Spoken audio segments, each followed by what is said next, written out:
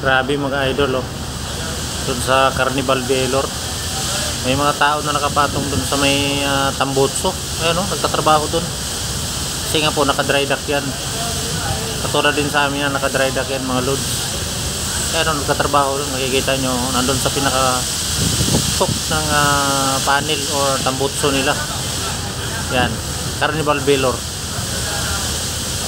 Under dry dock din po sila. Kaya ayan, oh. So hindi ganoon kadali makakumita ng pera. Akala ng mga pinapadala ng allotment sa Pilipinas ganoon lang, di ba? Oh. Tapos hindi pa inaayos yung mga padala kung saan, di ba?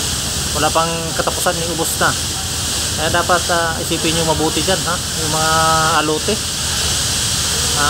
Halos lahat hindi ganoon kadali, hindi pinupulot. Maraming salamat po at magandang araw.